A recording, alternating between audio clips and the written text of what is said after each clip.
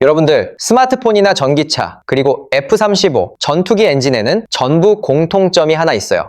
히토류라는 핵심 광물이 없으면 아예 작동을 안 합니다. 근데 이 중요한 걸 공급하는 나라가 사실상 딱 하나예요. 그 나라는 바로 중국입니다. 채굴의 70%, 가공의 90%, 그리고 최종 제조의 90%를 장악하고 있거든요. 전 세계 첨단 산업의 심장을 중국이 한 손에 꽉 쥐고 있는 건데 한국은 그 심장의 무려 80%를 중국한테 사다 쓰고 있었거든요. 근데요, 이 엄청난 장벽을 한국의 과학자들과 기업들이 동시다발적으로 뚫어내기 시작했어요. 그래서 지금 중국이 미칠 듯이 초조해하고 있고요. 오늘은 이 히토류에 대한 이야기를 아주 쉽고 재미있게 풀어드리겠습니다. 일단요, 우리 한국 입장에서 한번 생각해 봅시다. 지금 당장 히토류가 엄청나게 필요하잖아요. 전기차도 만들어야 하고 반도체 장비도 돌려야 하고 미사일 유도 장치에도 꼭 들어가야 하니까요. 근데 내 땅에는 히토류가 하나도 없다면 진짜 막막하겠죠? 하지만 여기서부터 우리의 첫 번째 착각이 아주 시원하게 깨지기 시작합니다. 사실 여러분이 잘 모르셔서 그렇지 히토류라는 게 꼭 중국 땅에만 묻혀있는 광물이 아니거든요. 전 세계적으로 캘 수 있는 양만 해도 대략 1억 2천만 톤이나 되는데요. 이 숫자가 뭘 말하냐면 그냥 지구 여기저기에 히토류가 아주 널려 있다는 뜻이에요. 그 중에서 중국이 가진 건 4,400만 톤 정도라 전체의 37%에서 48% 사이밖에 안 됩니다. 그러니까 절반도 채 안 되는 양을 갖고 있는 거잖아요. 브라질에도 2,100만 톤이나 있고 베트남, 호주, 러시아, 심지어 인도 땅 밑에도 엄청나게 깔려 있어요. 근데 도대체 왜 전 세계가 중국 눈치만 보면서 중국 것만 캐다 썼을까요? 여기서 정말 중요한 사실은 히토류를 캐내는 과정 자체가 정말 장난이 아니라는 겁니다. 땅을 파헤치면 히토류만 쏙 나오는 게 아니라 방사성 물질인 토륨이 같이 딸려 나오거든요. 게다가 독한 산성 폐수도 진짜 어마어마하게 쏟아져 나오게 되고요. 그래서 웬만한 선진국들은 환경 오염 문제 때문에 이걸 도저히 감당할 수가 없었던 거예요. 환경 규제는 너무 빡빡하고 돈은 많이 드니까 채산성이 도저히 안 맞았던 거죠. 그런데 여기서 중국은 완전히 다른 길을 선택했습니다. 중국 정부가 보조금을 말 그대로 들이붓고 환경 기준도 아주 느슨하게 잡은 다음에 가격을 미친 듯이 낮춰서 전 세계 광산들을 하나둘씩 박살내기 시작했거든요. 실제로 미국의 마운트 패스라는 이름의 광산이 있었는데요. 여기가 한때는 세계 최대의 히토류 광산으로 이름을 날리던 곳이었어요. 그런데 중국산 저가 물량이 시장을 휩쓰는 바람에 결국 2002년에 문을 닫고 말았습니다. 1992년에 덩샤오핑이 중국 남부 장시성을 방문해서 이런 유명한 말을 남깁니다. 중동에 석유가 있다면 우리 중국에는 히토류가 있다라고요. 이 짧은 한마디가 무려 30년 동안 이어진 거대한 국가 전략의 시작이었던 셈입니다. 석유가 중동의 가장 강력한 무기인 것처럼 히토류를 중국만의 치명적인 무기로 만들겠다는 야심찬 선언이었던 거죠. 자, 그렇다면 우리 한국은 진짜로 땅 밑에 원재료가 아예 없는 걸까요? 여기서 아주 기가 막힌 반전이 하나 튀어나옵니다. 충청북도 충주시에 가면 어뢰산이라는 산이 있는데 여기서 무려 1,100만 톤 규모의 히토류 광맥이 발견됐거든요. 히토류 함량은 0.1%에서 2.6% 정도고 추정되는 매장량만 해도 약 71,500톤에 달합니다. 그리고 여기서 끝이 아니라 강원도 홍천에서도 큰 건이 터졌어요. 여기서는 1,264만 톤 규모의 광맥의 함량은 0.1%에서 4.7%, 추정 매장량은 7만 6천 톤이나 나왔습니다. 이 두 곳의 양을 합쳐보면 대략 14만 7,500톤 정도가 되는데요. 이게 얼마나 엄청난 양이냐면 우리 한국이 1년에 수입하는 히토류가 보통 3,000톤 정도거든요. 그러니까 못해도 30년, 길게는 50년 동안이나 우리끼리 자급자족할 수 있는 양이 한국 땅 밑에 얌전히 잠들어 있었다는 겁니다. 광맥의 깊이도 지표면에서 200m에서 400m 정도인데 500m 넘게 뻗어 있을 가능성도 충분해서 실제 양은 훨씬 더 많을지도 몰라요. 근데요, 우리 한국의 기세는 여기서 멈추지 않습니다. 땅 밑만 뒤진 게 아니라 이제는 깊은 바다 밑으로까지 눈을 돌렸거든요. 2025년 7월에 우리 한국지질자원연구원이 만든 최첨단 물리탐사 연구선인 탐해3호가 드디어 바다로 출항합니다. 이 배가 진짜 보통 배가 아닌 게 6,862톤급 거구의 건조 비용만 무려 1,777억 원이 들어갔어요. 그럼 이 탐해3호가 어디로 달려가느냐? 바로 괌 동쪽 마리아나 해구 근처의 서태평양 공해상입니다. 거기 수심이 무려 5,800m나 되는데요. 이게 감이 안 오실 텐데 에베레스트 산을 통째로 거꾸로 뒤집어서 바다에 박아 넣어도 꼭대기가 안 보일 만큼 깊은 곳이에요. 거기서 피스톤 코어링이라는 기술로 해저지층을 푹 찔러서 시료를 한가득 뽑아 올렸는데요. 그 결과가 어떻게 나왔을 것 같으세요? 놀랍게도 최대 3,100ppm, 평균 2,000ppm 이상의 아주 진한 고농도 히토류가 확인됐습니다. 사실 이번 탐사에서 진짜 말도 안 되는 포인트는 따로 하나 더 있어요. 미리 콕 찍어둔 시추 지점 3곳 모두에서 고농도 시료가 100% 확률로 터져 나왔다는 겁니다. 그야말로 3타수 3안타, 대박 홈런을 친 거나 다름없죠. 이게 어떻게 가능했냐면 탐해 3호 뒤에 매달린 8.1km짜리 장거리 스트리머 장비 덕분인데요. 여기에 648개 채널의 센서가 아주 촘촘하게 박혀 있어서 수심 5,800m 아래의 지질 구조를 마치 사진 찍듯이 선명하게 영상으로 만들어낸 거예요. 이게 우리나라 최초의 실전 운용이었는데 제대로 사고를 친 거죠. 쉽게 설명해드리자면 바다 밑바닥을 아주 정밀하게 CT 스캔을 해버린 겁니다. 그래서 어디를 찔러야 히토류가 쏟아져 나올지 미리 정확하게 예측했고 그게 하나도 안 틀리고 다 맞았다는 거예요. 더욱 놀라운 사실은 이 해역이 누구의 땅도 아닌 공해라는 점입니다. 원래 공해의 해저 자원은 국제해저기구라고 불리는 ISA에서 관리를 하는데요. 여기 룰이 어떻게 정해져 있냐면 누구보다 먼저 탐사 데이터를 확실하게 확보한 나라가 그곳의 독점 탐사 권한을 가져가게 됩니다. 한마디로 바다 밑에 우리 깃발을 제일 먼저 꽂는 사람이 임자라는 거죠. 옆 나라 일본은 자기네 앞바다인 배타적 경제수역 안에 있는 미나미토리시마 근처에서 수심 6,000m 채광 테스트를 하고 있는데요. 우리 한국은 아예 전 세계가 탐내는 공해를 직접 공략하겠다는 거라 전략 자체가 차원이 다릅니다. 일본이 자기 집 뒷마당에서 삽질하는 거라면 한국은 아직 임자 없는 광활한 들판에 제일 먼저 깃발 꽂으러 나간 거니까요.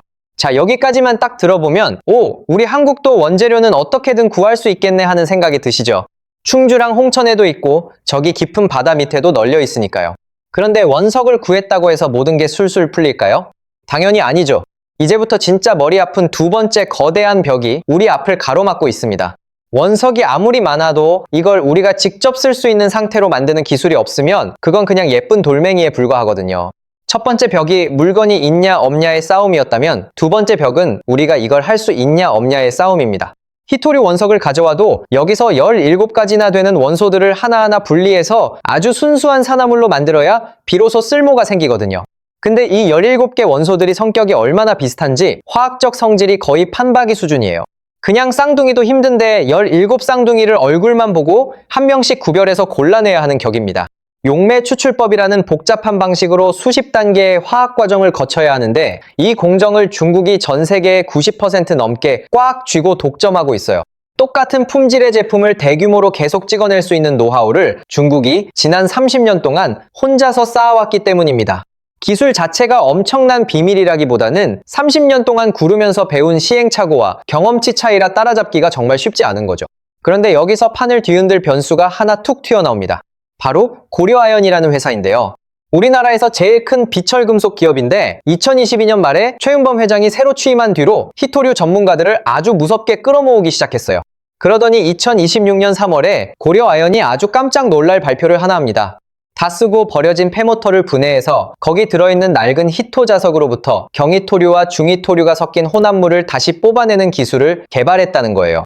이게 왜 대단한 일이냐면 전기차 모터부터 드론, 미사일 센서, 스마트폰까지 우리 주변 모든 곳에 히토 자석이 들어있거든요. 보통은 수명이 다하면 그냥 쓰레기통으로 가겠지만 고려아연은 그 쓰레기 더미에서 다시 히토류를 캐내겠다는 겁니다. 버려진 고물 모터가 순식간에 값비싼 금광으로 변신하는 대박 기술이죠. 심지어 고려아연은 여기서 멈추지 않고 더 큰 그림을 그렸습니다. 미국 구글이나 마이크로소프트 같은 거대 빅테크 기업들이랑 손을 덥석 잡은 건데요. 데이터 센터에서 매일같이 쏟아져 나오는 낡은 서버랑 전자 폐기물들, 거기서 히토류를 싹 다 뽑아내는 사업을 같이 하기로 했습니다. 2025년 1월에는 미국의 생화학 기업인 알타리소스 테크놀로지스와 파트너십까지 맺었는데 얘네 기술이 진짜 기가 막혀요. 특수한 단백질을 이용해서 아주 옅은 농도의 히토류까지 쏙쏙 골라내는 생화학 공정 기술을 갖고 있는데 2027년부터 본격적으로 가동하는 게 목표라고 합니다. 게다가 미국 테네시주에 무려 74억 달러, 우리 돈으로 약 10조 원을 들여서 핵심 광물 재련소를 짓겠다는 계획도 내놨어요. 이게 1970년대 이후로 미국 땅에 처음으로 세워지는 신규 재련소라고 하니까 얼마나 상징적인지 아시겠죠? 한국 기업이 미국 심장부 한복판에 이런 거대한 재련소를 짓는다니 이게 과연 어떤 의미일지 한번 상상해보세요. 자, 정리해보자면 이렇습니다. 첫 번째 단계에서 충주와 홍천 그리고 심해저를 통해 원재료를 든든하게 확보하고요. 두 번째 단계에서는 고려아연이 가진 정제와 재활용 기술로 중국의 가공 독점을 시원하게 뚫어버리는 겁니다. 채굴이라는 바퀴와 정제라는 바퀴, 이 두 개가 동시에 굴러가야 중국이 걸어둔 이중 잠금 장치가 풀리는데 지금 그 바퀴들이 돌기 시작한 거예요. 그럼 이제 원석도 있고 기술도 있으니까 다 끝난 걸까요? 천만의 말씀이죠. 이제부터가 진짜 피 튀기는 본 게임입니다. 히토류의 진짜 가치는 결국 최종 결과물인 자석에서 완성되는 법이니까요. 여러분, 지금부터는 진짜 눈 크게 뜨고 집중하셔야 합니다. 원석이랑 정제, 지금까지 우리가 본 건 사실 맛보기 수준의 전초전이었거든요. 진짜 전쟁터는 바로 영구자석이라는 곳입니다. 네오디뮴이라는 히토류로 만든 영구자석이 있는데 이게 크기가 똑같은 일반 자석보다 자력이 무려 10배 이상이나 강력해요. 크기는 앙증맞은데 힘은 미친 듯이 세다는 소리죠. 전기차 한 대에 들어가는 구동모터 하나에도 이 자석이 2에서 3kg 정도나 들어갑니다. 심지어 F-35 스텔스 전투기 한 대에는 이 자석이 무려 420kg이나 꽉꽉 채워져 있어요. 이 말인즉슨 전투기 안에 들어가는 엔진부터 유도장치, 레이더까지 모든 장비의 심장 역할을 이 히토류 자석이 하고 있다는 뜻입니다. 미사일 유도장치나 잠수함 추진체, 레이저 무기 같은 첨단 무기들도 이 자석 없이는 그냥 깡통이나 다름없거든요. 근데 문제는 이 영구자석 제조를 중국이 전 세계 시장의 92%나 장악하고 있다는 사실입니다. 원료도 중국 거고 정제도 중국이 하고 최종 제품까지 중국이 만드니 이건 뭐 게임으로 치면 아이템 드랍부터 재련의 강화까지 한 길드가 다 해먹는 꼴이죠. 이게 바로 중국이 걸어둔 무시무시한 3중 잠금 장치입니다. 근데요, 우리 한국이 이 난공불락 같은 세 번째 벽마저도 멋지게 뚫어버리기 시작했습니다. 첫 번째 돌파구는 아예 히토류 자체를 안 쓰고도 자석을 만드는 데 성공한 거예요. 한국재료연구원의 박지훈, 김종호 박사님 연구팀이 망간이랑 비스무스라는 두 원소로 영구자석을 뚝딱 만들어냈거든요. 이걸 망간 비스무스, 줄여서 MnBi 자석이라고 부르는데 이게 왜 대단한지 아세요? 자석인데 히토류가 단 한 톨도 들어가지 않는다는 점입니다. 그런데도 성능은 세계 최고 수준인 10.5mgOE를 찍어버렸고 심지어 대량 생산까지 가능한 수준이에요. 이걸 알기 쉽게 비유하자면 이런 거예요. 지금까지 온 세상이 고급 휘발유로만 가는 차를 탔는데 한국이 갑자기 전기로 쌩쌩 달리는 엔진을 발명해버린 거죠. 아예 연료의 종류 자체를 바꿔서 판을 엎어버린 겁니다. 이 엄청난 기술을 국내 자석 전문 기업인 노바텍에 넘겨줘서 지금 본격적인 양산 준비 단계에 들어갔다고 하는데요. 만약 상용화에 성공하면 세계 최초로 히토류 없는 영구자석을 산업에 적용하는 엄청난 사례가 될 겁니다. 말 그대로 세계 최초인 거죠. 기술 강국이라는 일본도 못했고 미국이랑 유럽도 쩔쩔매던 걸 우리 한국이 가장 먼저 해낸 거예요. 여기서 끝이 아니라 두 번째 돌파구도 이미 준비되어 있습니다. 같은 연구소의 이정구 박사님 팀이 만든 건데 이건 히토류를 쓰긴 하지만 중히토류를 쏙 뺀 자석이에요. 디스프로슘이나 테르제 같은 중히토류 원소들은 열이 아주 높은 곳에서도 자석 성능을 유지해주는 핵심 재료인데요. 바로 이 중히토류가 중국이 수출 통제할 때 가장 강력하게 조이는 품목이기도 합니다. 근데 우리 연구진이 이걸 안 쓰고도 뜨거운 열을 견뎌내는 자석을 기어코 만들어낸 거예요. 이 두 가지 필살기를 합쳐서 생각해보면 이제 그림이 대충 그려지시죠? 하나는 히토류를 아예 안 쓰는 자석이고 또 하나는 중국이 제일 아끼는 중히토류를 안 쓰는 자석인 겁니다. 우리 한국이 아주 날카로운 양날의 검을 양손에 든 셈이죠. 게다가 우리 연구팀은 세계 어디에서도 해결 못하던 MnBi 자석의 결정 구조 문제까지 세계 최초로 깔끔하게 풀어냈습니다. 전 세계 천재들이 다 덤벼도 못 풀던 숙제를 우리 한국인들이 멋지게 끝내버린 거예요. 자, 여기까지 들으시면 와, 한국 진짜 대단하다. 이제 중국 따위 하나도 안 무섭겠네 하고 생각하실 수 있어요. 하지만 이제 겨우 절반 정도 온 거라는 사실을 잊으시면 안 됩니다. 왜냐하면 중국이 아직 자기들의 진짜 최종 병기를 다 꺼내지 않았거든요. 여러분, 지금까지 우리가 세 겹의 방어막을 뚫는 걸 봤잖아요. 근데 중국은 이 세 겹 위에 아주 단단한 최종 방어선을 하나 더 쳐놨습니다. 그게 바로 자원의 제도적 무기화라는 건데요. 2025년 4월 4일 중국 상무부가 아주 전격적인 발표를 하나 때립니다. 사마듐부터 가돌리듐, 디스프로슘 같은 중히토류 7종이랑 영구자석에 대해 수출 허가제를 실시하겠다고요. 여기서 진짜 놀라운 포인트는 히토류가 딱 0.1%만 들어간 제품도 전부 다 검사받으라는 겁니다. 0.1%면 사실상 우리가 쓰는 거의 모든 첨단 부품이 다 걸려든다는 소리거든요. 반도체 장비나 전기차, 심지어 의료기기까지 어느 하나 빠지는 것 없이 중국 소나귀에 들어가는 거죠. 더 무서운 건 제3국에서 중국산 재료로 만든 자석을 미국으로 몰래 수출하는 우회로까지 싹 다 막아버렸다는 점입니다. 실제로 이 조치가 시작되자마자 우리나라의 히토류 수입량이 전달보다 무려 76%나 뚝 떨어졌어요. 중국이 미국에 파는 자석 양도 29%나 줄었고 우리 기업들이 감당해야 할 비용은 최대 35%까지 치솟을 거라는 우울한 전망도 나왔습니다. 사실 이런 일이 이번이 처음은 아니라는 게 더 문제입니다. 이미 2010년에 중국이 이 무시무시한 칼을 한번 휘두른 적이 있었거든요. 당시 상대는 일본이었는데 센카쿠 열도를 두고 영토 분쟁이 벌어지자 중국이 일본행 히토류 수출을 꽉 막아버렸습니다. 그때 일본은 히토류의 90%를 중국에 의존하고 있던 터라 그야말로 발등에 불이 떨어진 상황이었죠. 그 결과가 어땠는지 아세요? 불과 며칠도 못 버티고 일본 정부가 붙잡고 있던 중국인 선장을 그냥 풀어주고 말았습니다. 국가적인 망신이자 외교적 굴욕을 맛본 거죠. 자원 하나로 멀쩡한 나라를 무릎 꿇린 아주 유명한 사건이었습니다. 중국은 이미 성공한 경험이 있고 그 맛을 잊지 못하고 있는 거예요. 그래서 2025년에도 미국을 겨냥해 똑같은 칼을 뽑았는데 정작 그 칼날에 가장 세게 베이는 건 우리 한국이 되어버린 구조인 겁니다. 우리나라는 히토류의 80%를 중국에 기대고 있으니 반도체부터 전기차까지 아주 비상 상황인 거죠. 하지만 여러분, 여기서 진짜 중요한 차이점이 하나 있습니다. 일본은 2010년에 얻어맞고 나서야 부랴부랴 뛰기 시작했거든요. 호주 광산에 투자하고 대체 모터를 개발하면서 의존도를 절반 가까이 낮추는데 성공했지만 어쨌든 사후 약방문이었죠. 그런데 우리 한국은 상황이 완전히 딴판입니다. 우리는 본격적으로 얻어맞기 전부터 이미 기술적인 돌파구를 다 마련해두고 있었거든요. 특히 비히토류 자석을 세계 최초로 상용화하려는 움직임은 기술 강국 일본도 아직 못 꺼낸 비장의 카드입니다. 일본이 칼 맞고 나서 갑옷을 입었다면 한국은 칼이 날아오기도 전에 방패를 딱 들고 서 있었던 셈이죠. 심지어 이 외로운 싸움에 든든한 아군까지 생겼는데 바로 미국이 우리 편에 섰습니다. 미국 국방부는 아예 자기네 나라 유일한 히토류 기업의 최대 주주가 되면서 지원금을 쏟아붓고 있고요. 말레이시아랑 호주도 힘을 합쳐서 중국의 독점을 깨기 위한 정제 설비를 팍팍 짓고 있습니다. 여기에 우리 고려아연이 미국 테네시주에 10조 원 규모의 재련소를 짓기로 했으니 말 그대로 한미호 연합군이 중국을 포위하고 있는 모양새인 거죠.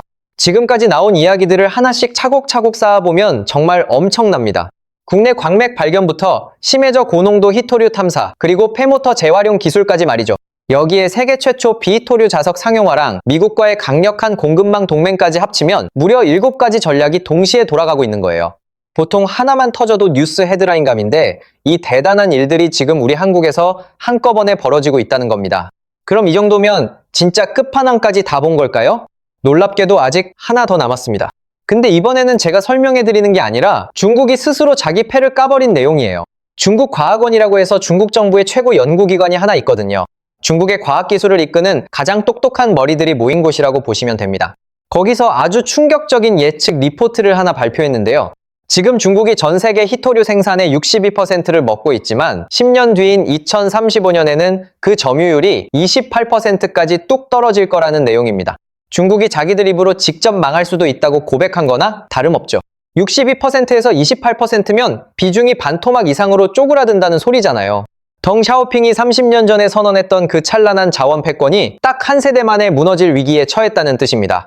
30년 공들여 쌓은 탑이 단 10년 만에 허물어질 판이니 중국 입장에서는 정말 환장할 노릇이죠. 도대체 왜 이런 우울한 예측이 중국 안에서부터 흘러나오는 걸까요? 그건 중국이 쳐둔 방어벽들이 사방에서 동시에 무너지고 있기 때문입니다. 호주랑 캐나다처럼 예전에 문 닫았던 광산들이 다시 활발하게 돌아가기 시작했고요. 미국도 자기네 땅에서 직접 캐고 가공하는 라인을 다시 깔면서 중국 의존도를 지우고 있습니다. 브라질이랑 베트남 같은 나라들도 자기들 땅 밑에 묻힌 자원을 본격적으로 개발하겠다고 나섰고요.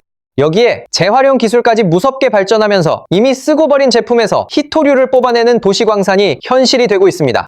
무엇보다 무서운 건 바다 밑 자원인데 일본이 심해 채광 테스트를 하는 동안 우리 한국은 공해상에서 고농도 히토류를 먼저 찾아냈잖아요. 여기에 한국산 비히토류 자석이라는 결정타까지 날아오면 중국의 독점 체제는 뿌리째 흔들릴 수밖에 없는 거죠. 자, 그럼 이 거대한 판에서 우리 한국이 맡은 역할을 다시 한번 정리해 볼게요. 비히토류 연구 자석을 세계 최초로 상용화하는 거 바로 우리 한국입니다. 아무도 주인 없는 공해상의 심해저를 먼저 선점해서 탐사하는 것도 우리 한국이고요. 폐자석을 재활용하는 글로벌 사업의 선두주자도 우리 고려아연이라는 자랑스러운 한국 기업입니다. 미국 심장부에 재련소를 짓고 공급망을 장악하는 것도 역시 우리 한국의 고려아연이 주도하고 있죠. 중국의 독점을 무너뜨리는 4대 핵심 축 중에서 무려 3개를 우리 과학자들과 기업들이 끌고 가고 있는 겁니다. 우리는 자원이 없다고 한숨만 쉰 게 아니라 자원이 없으니까 독보적인 기술로 뚫어버리겠다고 정면 돌파를 선택한 거예요. 이걸 예전의 석유 시장이랑 한번 비교해보면 이해가 훨씬 빠르실 겁니다. 석유 수출국 기구인 오펙이 점유율이 좀 떨어져도 여전히 힘이 센 이유는 석유를 대신할 물건이 아직 마땅히 없기 때문이잖아요. 하지만 히토류는 사정이 완전히 다르다는 게 포인트입니다. 비히토류 자석이라는 훌륭한 대체제가 등장하고 재활용이랑 바다 채광 같은 새로운 공급로가 뻥뻥 뚫리고 있으니까요. 석유와는 달리 히토류 독점은 오로지 기술의 힘으로 깨트릴 수 있는 구조라는 겁니다. 그래서 중국 과학원조차 10년 안에 자기들의 비중이 반토막 날 거라고 스스로 경고를 보내는 거예요. 탐해 3호가 수심 5,800m 깊은 바다를 648개 센서로 샅샅이 훑어서 명중시키는 모습, 상상만 해도 짜릿하지 않나요? 우리 재료연구원이 전 세계가 포기한 MNBI 자석의 문제를 해결하고 국내 기업의 기술을 넘겨주던 그 순간은 또 어떻고요? 고려아연이 구글이랑 마이크로소프트가 버린 쓰레기 더미 속에서 보물 같은 히토류를 쏙쏙 뽑아내는 장면도 정말 영화 같습니다. 중국이 30년 동안 공들여 세운 히토류 제국의 성벽을 우리 한국이 5겹이나 동시에 뚫고 들어가는 중이에요. 아, 진짜 이 정도면 가슴이 웅장해질 수밖에 없는데 더 이상의 구구절절한 설명은 필요 없겠죠? 2010년에 일본은 실제로 한 대 세게 맞고 나서야 겁이 나서 뛰기 시작했습니다. 그래도 의존도를 2년 만에 49%까지 확 줄였으니 나름대로 선방하긴 한 거죠. 하지만 우리 한국은 지금 맞기도 전부터 이미 전력 질주를 하고 있는 중입니다. 지금 당장의 이 노력이 10년 뒤에 얼마나 어마어마한 격차를 만들어낼지 한번 상상해 보시면 좋을 것 같아요.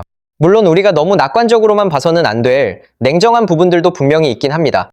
MNBI 자석은 아직 기존 자석 성능의 4분의 1 정도라 전기차 모터에 바로 넣기엔 좀 더 발전이 필요하거든요. 충주랑 홍천 광산도 실제 돈이 되는 상업 개발까지 가려면 아직 넘어야 할 산이 많고요. 깊은 바다 밑에서 자원을 캐내는 기술도 아직 전 세계 어디서도 성공한 적이 없는 도전입니다. 그럼에도 불구하고 우리가 가는 방향만큼은 아주 확실하고 올바르다고 자신 있게 말씀드릴 수 있어요. 중국의 최고 연구기관조차 자기들의 패배를 사실상 인정하고 있을 정도니까요. 히토류 전쟁의 본질은 땅에 묻힌 자원 그 자체가 아니라 그걸 다루는 기술이고, 기술이라면 우리 한국이 세상에서 제일 잘하는 게임이잖아요. 앞으로 뉴스에서 히토류나 수출 통제 같은 이야기가 나오면 아, 지금 저 5겹 방어선 중에 어느 쪽에서 싸우고 있는 거구나 라고 생각해 주시면 될 것 같습니다. 오늘 영상 끝까지 함께 해주신 여러분들 정말 감사드리고 좋아요 한 번씩 꼭 부탁드릴게요. 여러분은 우리 한국이 이 히토류 전쟁에서 멋지게 이길 수 있을 거라고 보시나요? 댓글로 의견 많이 남겨주세요. 구독과 알림 설정도 잊지 마시고 우리 한국 기술로 만든 자석이 전 세계 표준이 되는 그날을 기다리며 오늘 영상 마치겠습니다.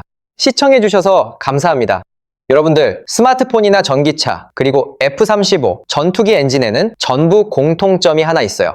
히토류라는 핵심 광물이 없으면 아예 작동을 안 합니다. 근데 이 중요한 걸 공급하는 나라가 사실상 딱 하나예요. 그 나라는 바로 중국입니다. 채굴의 70%, 가공의 90%, 그리고 최종 제조의 90%를 장악하고 있거든요.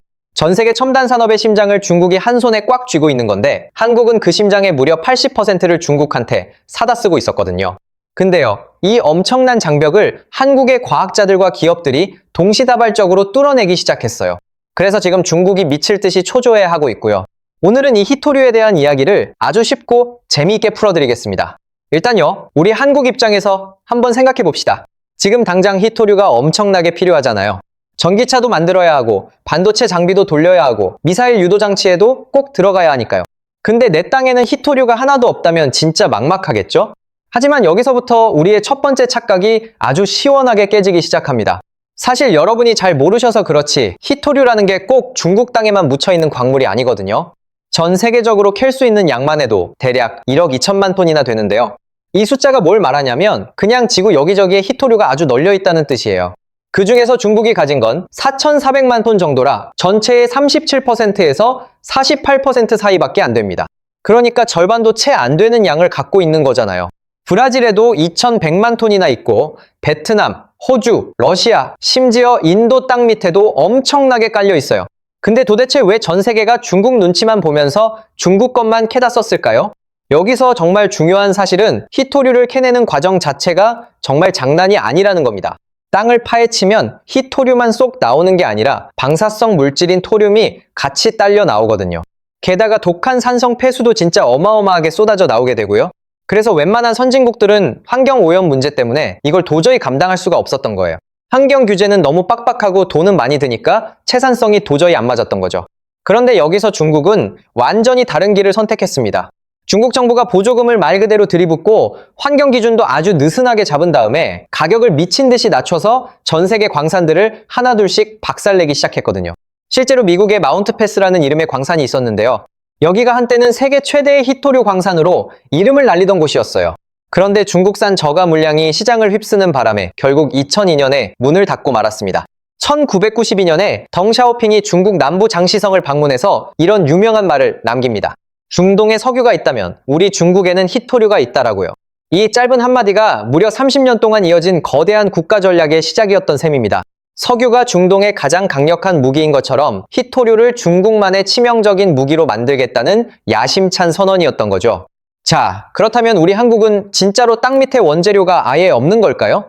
여기서 아주 기가 막힌 반전이 하나 튀어나옵니다. 충청북도 충주시에 가면 어뢰산이라는 산이 있는데 여기서 무려 1100만 톤 규모의 히토류 광맥이 발견됐거든요. 히토류 함량은 0.1%에서 2.6% 정도고 추정되는 매장량만 해도 약 71,500톤에 달합니다. 그리고 여기서 끝이 아니라 강원도 홍천에서도 큰 건이 터졌어요. 여기서는 1264만 톤 규모의 광맥의 함량은 0.1%에서 4.7%, 추정 매장량은 7만 6천 톤이나 나왔습니다. 이 두 곳의 양을 합쳐보면 대략 14만 7,500톤 정도가 되는데요. 이게 얼마나 엄청난 양이냐면 우리 한국이 1년에 수입하는 히토류가 보통 3,000톤 정도거든요. 그러니까 못해도 30년, 길게는 50년 동안이나 우리끼리 자급자족할 수 있는 양이 한국 땅 밑에 얌전히 잠들어 있었다는 겁니다. 광맥의 깊이도 지표면에서 200m에서 400m 정도인데 500m 넘게 뻗어 있을 가능성도 충분해서 실제 양은 훨씬 더 많을지도 몰라요. 근데요, 우리 한국의 기세는 여기서 멈추지 않습니다. 땅 밑만 뒤진 게 아니라 이제는 깊은 바다 밑으로까지 눈을 돌렸거든요. 2025년 7월에 우리 한국지질자원연구원이 만든 최첨단 물리탐사 연구선인 탐해3호가 드디어 바다로 출항합니다. 이 배가 진짜 보통 배가 아닌 게 6,862톤급 거구의 건조 비용만 무려 1,777억 원이 들어갔어요. 그럼 이 탐해3호가 어디로 달려갔느냐? 바로 괌 동쪽 마리아나 해구 근처의 서태평양 공해상입니다. 거기 수심이 무려 5,800m나 되는데요. 이게 감이 안 오실 텐데 에베레스트 산을 통째로 거꾸로 뒤집어서 바다에 박아 넣어도 꼭대기가 안 보일 만큼 깊은 곳이에요. 거기서 피스톤 코어링이라는 기술로 해저지층을 푹 찔러서 시료를 한가득 뽑아 올렸는데요. 그 결과가 어떻게 나왔을 것 같으세요? 놀랍게도 최대 3,100ppm, 평균 2,000ppm 이상의 아주 진한 고농도 히토류가 확인됐습니다. 사실 이번 탐사에서 진짜 말도 안 되는 포인트는 따로 하나 더 있어요. 미리 콕 찍어둔 시추 지점 3곳 모두에서 고농도 시료가 100% 확률로 터져 나왔다는 겁니다. 그야말로 3타수 3안타, 대박 홈런을 친 거나 다름없죠. 이게 어떻게 가능했냐면 탐해3호 뒤에 매달린 8.1km짜리 장거리 스트리머 장비 덕분인데요. 여기에 648개 채널의 센서가 아주 촘촘하게 박혀 있어서 수심 5,800m 아래의 지질 구조를 마치 사진 찍듯이 선명하게 영상으로 만들어낸 거예요. 이게 우리나라 최초의 실전 운용이었는데 제대로 사고를 친 거죠. 쉽게 설명해드리자면 바다 밑바닥을 아주 정밀하게 CT 스캔을 해버린 겁니다. 그래서 어디를 찔러야 히토류가 쏟아져 나올지 미리 정확하게 예측했고 그게 하나도 안 틀리고 다 맞았다는 거예요. 더욱 놀라운 사실은 이 해역이 누구의 땅도 아닌 공해라는 점입니다. 원래 공해의 해저 자원은 국제해저기구라고 불리는 ISA에서 관리를 하는데요. 여기 룰이 어떻게 정해져 있냐면 누구보다 먼저 탐사 데이터를 확실하게 확보한 나라가 그곳의 독점 탐사 권한을 가져가게 됩니다. 한마디로 바다 밑에 우리 깃발을 제일 먼저 꽂는 사람이 임자라는 거죠. 옆나라 일본은 자기네 앞바다인 배타적 경제수역 안에 있는 미나미토리시마 근처에서 수심 6,000m 채광 테스트를 하고 있는데요. 우리 한국은 아예 전 세계가 탐내는 공해를 직접 공략하겠다는 거라 전략 자체가 차원이 다릅니다.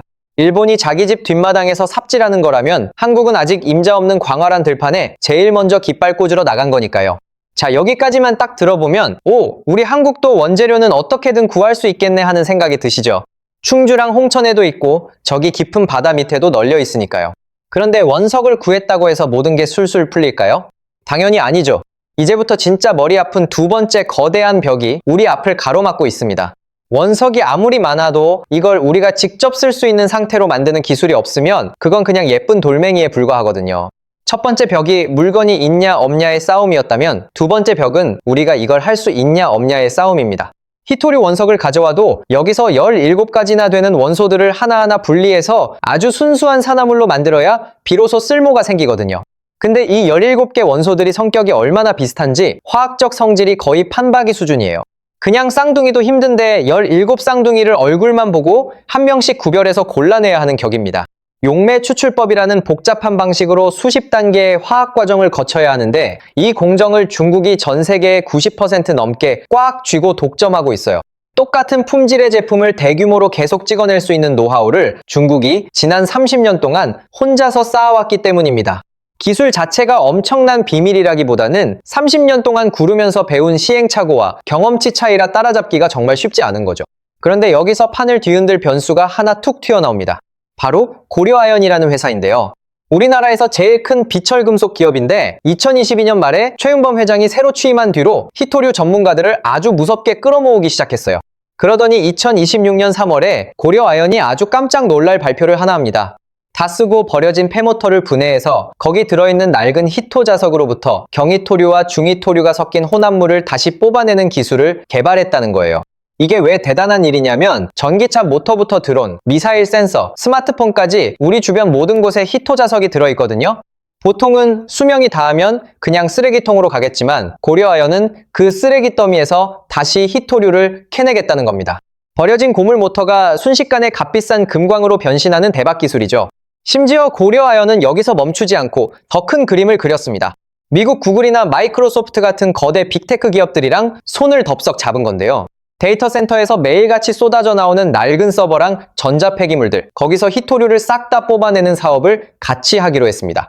2025년 1월에는 미국의 생화학 기업인 알타리소스 테크놀로지스와 파트너십까지 맺었는데 얘네 기술이 진짜 기가 막혀요. 특수한 단백질을 이용해서 아주 옅은 농도의 히토류까지 쏙쏙 골라내는 생화학 공정 기술을 갖고 있는데 2027년부터 본격적으로 가동하는 게 목표라고 합니다. 게다가 미국 테네시주에 무려 74억 달러, 우리 돈으로 약 10조 원을 들여서 핵심 광물 재련소를 짓겠다는 계획도 내놨어요. 이게 1970년대 이후로 미국 땅에 처음으로 세워지는 신규 재련소라고 하니까 얼마나 상징적인지 아시겠죠? 한국 기업이 미국 심장부 한복판에 이런 거대한 재련소를 짓는다니 이게 과연 어떤 의미일지 한번 상상해보세요. 자, 정리해보자면 이렇습니다. 첫 번째 단계에서 충주와 홍천 그리고 심해절을 통해 원재료를 든든하게 확보하고요. 두 번째 단계에서는 고려아연이 가진 정제와 재활용 기술로 중국의 가공 독점을 시원하게 뚫어버리는 겁니다. 채굴이라는 바퀴와 정제라는 바퀴, 이 두 개가 동시에 굴러가야 중국이 걸어둔 이중 잠금 장치가 풀리는데 지금 그 바퀴들이 돌기 시작한 거예요. 그럼 이제 원석도 있고 기술도 있으니까 다 끝난 걸까요? 천만의 말씀이죠. 이제부터가 진짜 피 튀기는 본 게임입니다. 히토류의 진짜 가치는 결국 최종 결과물인 자석에서 완성되는 법이니까요. 여러분, 지금부터는 진짜 눈 크게 뜨고 집중하셔야 합니다. 원석이랑 정제, 지금까지 우리가 본 건 사실 맛보기 수준의 전초전이었거든요. 진짜 전쟁터는 바로 영구자석이라는 곳입니다. 네오디뮴이라는 히토류로 만든 영구자석이 있는데 이게 크기가 똑같은 일반 자석보다 자력이 무려 10배 이상이나 강력해요. 크기는 앙증맞은데 힘은 미친 듯이 세다는 소리죠. 전기차 한 대에 들어가는 구동모터 하나에도 이 자석이 2에서 3kg 정도나 들어갑니다. 심지어 F-35 스텔스 전투기 한 대에는 이 자석이 무려 420kg이나 꽉꽉 채워져 있어요. 이 말인즉슨 전투기 안에 들어가는 엔진부터 유도장치, 레이더까지 모든 장비의 심장 역할을 이 히토류 자석이 하고 있다는 뜻입니다. 미사일 유도장치나 잠수함 추진체, 레이저 무기 같은 첨단 무기들도 이 자석 없이는 그냥 깡통이나 다름없거든요. 근데 문제는 이 영구자석 제조를 중국이 전 세계 시장의 92%나 장악하고 있다는 사실입니다. 원료도 중국 거고 정제도 중국이 하고 최종 제품까지 중국이 만드니 이건 뭐 게임으로 치면 아이템 드랍부터 재련의 강화까지 한 길드가 다 해먹는 꼴이죠. 이게 바로 중국이 걸어둔 무시무시한 3중 잠금 장치입니다. 근데요, 우리 한국이 이 난공불락 같은 세 번째 벽마저도 멋지게 뚫어버리기 시작했습니다. 첫 번째 돌파구는 아예 히토류 자체를 안 쓰고도 자석을 만드는 데 성공한 거예요. 한국재료연구원의 박지훈, 김종호 박사님 연구팀이 망간이랑 비스무스라는 두 원소로 영구자석을 뚝딱 만들어냈거든요. 이걸 망간 비스무스, 줄여서 MnBi 자석이라고 부르는데 이게 왜 대단한지 아세요? 자석인데 히토류가 단 한 톨도 들어가지 않는다는 점입니다. 그런데도 성능은 세계 최고 수준인 10.5mg/L을 찍어버렸고 심지어 대량 생산까지 가능한 수준이에요. 이걸 알기 쉽게 비유하자면 이런 거예요. 지금까지 온 세상이 고급 휘발유로만 가는 차를 탔는데 한국이 갑자기 전기로 쌩쌩 달리는 엔진을 발명해버린 거죠. 아예 연료의 종류 자체를 바꿔서 판을 엎어버린 겁니다. 이 엄청난 기술을 국내 자석 전문 기업인 노바텍에 넘겨줘서 지금 본격적인 양산 준비 단계에 들어갔다고 하는데요. 만약 상용화에 성공하면 세계 최초로 히토리 없는 연구 자석을 산업에 적용하는 엄청난 사례가 될 겁니다. 말 그대로 세계 최초인 거죠. 기술 강국이라는 일본도 못했고 미국이랑 유럽도 쩔쩔매던 걸 우리 한국이 가장 먼저 해낸 거예요. 여기서 끝이 아니라 두 번째 돌파구도 이미 준비되어 있습니다. 같은 연구소의 이정구 박사님 팀이 만든 건데 이건 히토류를 쓰긴 하지만 중히토류를 쏙 뺀 자석이에요. 디스프로슘이나 테르제 같은 중히토류 원소들은 열이 아주 높은 곳에서도 자석 성능을 유지해주는 핵심 재료인데요. 바로 이 중히토류가 중국이 수출 통제할 때 가장 강력하게 조이는 품목이기도 합니다. 근데 우리 연구진이 이걸 안 쓰고도 뜨거운 열을 견뎌내는 자석을 기어코 만들어낸 거예요. 이 두 가지 필살기를 합쳐서 생각해보면 이제 그림이 대충 그려지시죠? 하나는 히토류를 아예 안 쓰는 자석이고 또 하나는 중국이 제일 아끼는 중히토류를 안 쓰는 자석인 겁니다. 우리 한국이 아주 날카로운 양날의 검을 양손에 든 셈이죠. 게다가 우리 연구팀은 세계 어디에서도 해결 못하던 MNBI 자석의 결정 구조 문제까지 세계 최초로 깔끔하게 풀어냈습니다. 전 세계 천재들이 다 덤벼도 못 풀던 숙제를 우리 한국인들이 멋지게 끝내버린 거예요. 자, 여기까지 들으시면 와, 한국 진짜 대단하다. 이제 중국 따위 하나도 안 무섭겠네 하고 생각하실 수 있어요. 하지만 이제 겨우 절반 정도 온 거라는 사실을 잊으시면 안 됩니다. 왜냐하면 중국이 아직 자기들의 진짜 최종 병기를 다 꺼내지 않았거든요. 여러분, 지금까지 우리가 세 겹의 방어막을 뚫는 걸 봤잖아요. 근데 중국은 이 세 겹 위에 아주 단단한 최종 방어선을 하나 더 쳐놨습니다. 그게 바로 자원의 제도적 무기화라는 건데요. 2025년 4월 4일 중국 상무부가 아주 전격적인 발표를 하나 때립니다. 사마륨부터 가돌리늄, 디스프로슘 같은 중히토류 7종이랑 연구자석에 대해 수출 허가제를 실시하겠다고요. 여기서 진짜 놀라운 포인트는 히토류가 딱 0.1%만 들어간 제품도 전부 다 검사받으라는 겁니다. 0.1%면 사실상 우리가 쓰는 거의 모든 첨단 부품이 다 걸려든다는 소리거든요. 반도체 장비나 전기차, 심지어 의료기기까지 어느 하나 빠지는 것 없이 중국 소나귀에 들어가는 거죠. 더 무서운 건 제3국에서 중국산 재료로 만든 자석을 미국으로 몰래 수출하는 우회로까지 싹 다 막아버렸다는 점입니다. 실제로 이 조치가 시작되자마자 우리나라의 히토류 수입량이 전달보다 무려 76%나 뚝 떨어졌어요. 중국이 미국에 파는 자석 양도 29%나 줄었고 우리 기업들이 감당해야 할 비용은 최대 35%까지 치솟을 거라는 우울한 전망도 나왔습니다. 사실 이런 일이 이번이 처음은 아니라는 게 더 문제입니다. 이미 2010년에 중국이 이 무시무시한 칼을 한번 휘두른 적이 있었거든요. 당시 상대는 일본이었는데 센카쿠 열도를 두고 영토 분쟁이 벌어지자 중국이 일본행 히토류 수출을 꽉 막아버렸습니다. 그때 일본은 히토류의 90%를 중국에 의존하고 있던 터라 그야말로 발등에 불이 떨어진 상황이었죠. 그 결과가 어땠는지 아세요? 불과 며칠도 못 버티고 일본 정부가 붙잡고 있던 중국인 선장을 그냥 풀어주고 말았습니다. 국가적인 망신이자 외교적 굴욕을 맛본 거죠. 자원 하나로 멀쩡한 나라를 무릎 꿇린 아주 유명한 사건이었습니다. 중국은 이미 성공한 경험이 있고 그 맛을 잊지 못하고 있는 거예요. 그래서 2025년에도 미국을 겨냥해 똑같은 칼을 뽑았는데 정작 그 칼날에 가장 세게 베이는 건 우리 한국이 되어버린 구조인 겁니다. 우리나라는 히토류의 80%를 중국에 기대고 있으니 반도체부터 전기차까지 아주 비상 상황인 거죠. 하지만 여러분, 여기서 진짜 중요한 차이점이 하나 있습니다. 일본은 2010년에 얻어맞고 나서야 부랴부랴 뛰기 시작했거든요. 호주 광산에 투자하고 대체 모터를 개발하면서 의존도를 절반 가까이 낮추는데 성공했지만 어쨌든 사후 약방문이었죠. 그런데 우리 한국은 상황이 완전히 딴판입니다. 우리는 본격적으로 얻어맞기 전부터 이미 기술적인 돌파구를 다 마련해두고 있었거든요. 특히 비히토류 자석을 세계 최초로 상용화하려는 움직임은 기술 강국 일본도 아직 못 꺼낸 비장의 카드입니다. 일본이 칼 맞고 나서 갑옷을 입었다면 한국은 칼이 날아오기도 전에 방패를 딱 들고 서 있었던 셈이죠. 심지어 이 외로운 싸움에 든든한 아군까지 생겼는데 바로 미국이 우리 편에 섰습니다. 미국 국방부는 아예 자기네 나라 유일한 히토류 기업의 최대 주주가 되면서 지원금을 쏟아붓고 있고요. 말레이시아랑 호주도 힘을 합쳐서 중국의 독점을 깨기 위한 정제 설비를 팍팍 짓고 있습니다. 여기에 우리 고려아연이 미국 테네시주에 10조 원 규모의 재련소를 짓기로 했으니 말 그대로 한미호 연합군이 중국을 포위하고 있는 모양새인 거죠. 지금까지 나온 이야기들을 하나씩 차곡차곡 쌓아보면 정말 엄청납니다. 국내 광맥 발견부터 심해저 고농도 히토류 탐사, 그리고 폐모터 재활용 기술까지 말이죠. 여기에 세계 최초 비히토류 자석 상용화랑 미국과의 강력한 공급망 동맹까지 합치면 무려 7가지 전략이 동시에 돌아가고 있는 거예요. 보통 하나만 터져도 뉴스 헤드라인감인데 이 대단한 일들이 지금 우리 한국에서 한꺼번에 벌어지고 있다는 겁니다. 그럼 이 정도면 진짜 끝판왕까지 다 본 걸까요? 놀랍게도 아직 하나 더 남았습니다. 근데 이번에는 제가 설명해 드리는 게 아니라 중국이 스스로 자기 패를 까버린 내용이에요. 중국 과학원이라고 해서 중국 정부의 최고 연구기관이 하나 있거든요. 중국의 과학기술을 이끄는 가장 똑똑한 머리들이 모인 곳이라고 보시면 됩니다. 거기서 아주 충격적인 예측 리포트를 하나 발표했는데요. 지금 중국이 전 세계 히토류 생산의 62%를 먹고 있지만 10년 뒤인 2035년에는 그 점유율이 28%까지 뚝 떨어질 거라는 내용입니다. 중국이 자기들 입으로 직접 망할 수도 있다고 고백한 거나 다름없죠. 62%에서 28%면 비중이 반토막 이상으로 쪼그라든다는 소리잖아요. 덩 샤오핑이 30년 전에 선언했던 그 찬란한 자원 패권이 딱 한 세대 만에 무너질 위기에 처했다는 뜻입니다. 30년 공들여 쌓은 탑이 단 10년 만에 허물어질 판이니 중국 입장에서는 정말 환장할 노릇이죠. 도대체 왜 이런 우울한 예측이 중국 안에서부터 흘러나오는 걸까요? 그건 중국이 쳐둔 방어벽들이 사방에서 동시에 무너지고 있기 때문입니다. 호주랑 캐나다처럼 예전에 문 닫았던 광산들이 다시 활발하게 돌아가기 시작했고요.